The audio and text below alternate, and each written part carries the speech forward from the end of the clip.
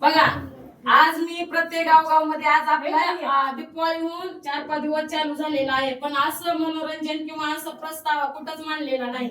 जरी कोणी करत असेल म्हणजे त्यांच्या घरी करत असेल, पण असं एक ठिकाणी येऊन वंदना वगैरे घेऊन म्हणजे आणखीन खेड्यापाड्यात कुठंच कार्यक्रम केलेला नाही मी पाहते माझ्या बघण्यातून. पण आज सांगायची गोष्ट म्हणजे की आज दिवस आपला खूप महत्वाचा आहे.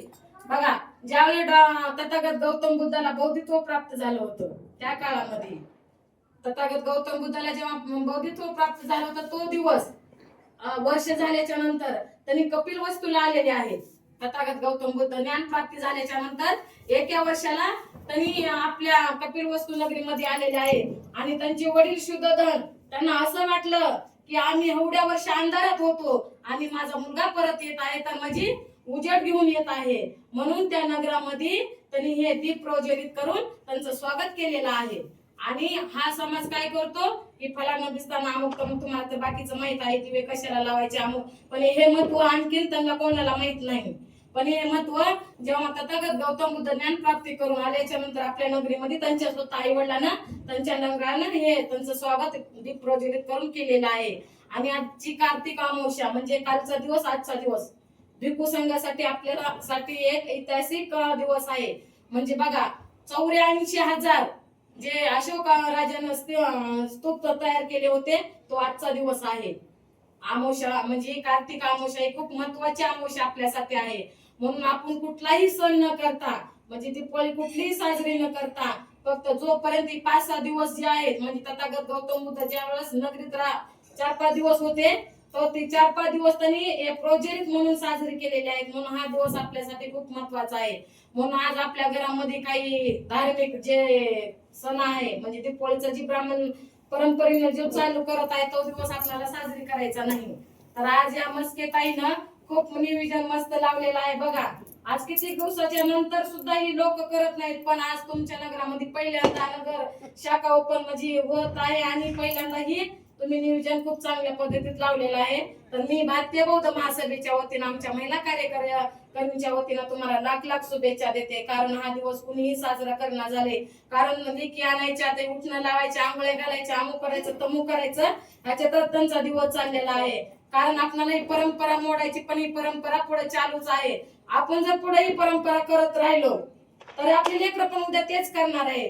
म्हणून आता जे सूर्यवंशी सरांनी आपल्याला सांगितलं अष्टांगीण मार्ग, सम्यक दृष्टी, सम्यक वाचा, सम्यक समाधी, हे जे तुम्हाला त्यांनी अष्टांगीण मार्ग सांगितलेला आहे तरी टप्प्याटप्प्याने आपल्याला ते ध्यानात आणायचं आहे आणि ते ध्यान साधना करून ते आपल्याला याच्यामध्ये प्रज्वलित व्हायचं आहे.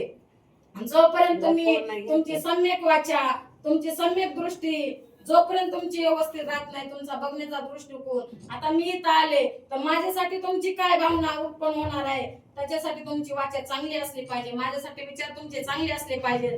म्हणून सरांनी तुम्हाला अष्टांगीण मार्ग ही टप्प्याटप्प्याने तुम्हाला इथपर्यंत आणायचं आहे आणि खूप चांगल्या पद्धतीमध्ये तुम्हाला मार्गदर्शन केलेलं आहे. आता सरांची माझी ओळख नाही, पण ज्या दिवशी आपण कार्यक्रम साजरी केला त्या दिवशी त्यांच्या पप्पाने आपल्याला माहिती दिली आणि त्यांच्या गावात पण जायचं आहे आपल्याला, तिथं पण आपल्याला शाखा ओपन करायची आहे. म्हणजे कसं एक माणूस जर आपल्याला भेटला तरी आपल्याला धम्म कार्य करायला अवघड जाणार नाहीत. म्हणून आपल्याला सगळ्या ह्याच्यामध्ये सामील करायचं आहे आणि तथागत गौतम बुद्धांचा धम्म घराघरापर्यंत नेऊन पोहोचायचा आहे. म्हणून आज इथे दीपावली जे आपण सादर करत आहे तर आजचा दिवस खूप महत्वाचा आहे. म्हणून आपण हे कार्यक्रम सतत राबवले पाहिजे, आठवड्यातून म्हणा, 4 दिवसातून म्हणा, 15 दिवसातून म्हणा.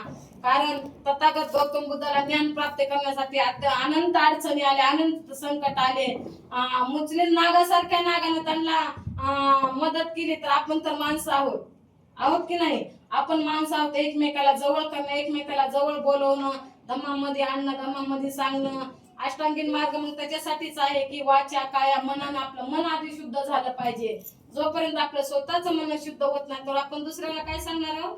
काही सांगणार नाही. कारण आपल्याला ती अष्टांगीण मार्ग समजून घ्यायचा आहे, त्याच्या पायऱ्या कशा आहेत, त्याच्यामध्ये काय करायचं आहे, सम्यक आयम काय, सम्यक समाधी काय, सम्यक संकल्प काय आहे, ते सगळं आपल्याला टप्प्याटप्प्याने सांगायचं आहे. आता सरांनी तुम्हाला खूप चांगल्या पद्धतीने सुरुवात केलेली आहे, तर त्या पद्धतीने आपल्याला हे सगळं करत असताना अगोदर स्वतः जाणून घ्यायचं आहे धम्म काय, अगोदर आपण जाणून घ्यायचं आहे, नंतर दुसऱ्यांना सांगायचं आहे. जोपर्यंत आपल्याला धम्म कळणार नाही तोपर्यंत आपण इतरांना काही सांगणार नाही. त्यामुळं आपण प्रत्येक कार्य करत असताना, धार्मिक कार्यक्रम घेत असताना आपण आपल्यामुळे दुसऱ्याचं मन दुखवलं नाही पाहिजे. आता आपली वाचा कशी चांगली असली पाहिजे. आता मस्केताईने या ठिकाणी कार्यक्रम ठेवलाय आणि तुम्ही महिला एवढ्या संघटित आहे, तर मस्केताईने आदर्श देऊन तुमचा सन्मान केला पाहिजे की असा असा कार्यक्रम माझ्या घरी ठेवला आहे, तर तुम्ही आलं पाहिजे. म्हणजे त्या महिलांना पण उत्साह वाढत आहे की बाबा दीपावली इकडं लोक साजरी करत आहेत, त्यांना मस्केताई वेगळ्याच पद्धतीमध्ये दीपावली साजरी करत आहेत, तर आपण तिथं गेलं पाहिजे. तिनं कशी करत आहे काय नाही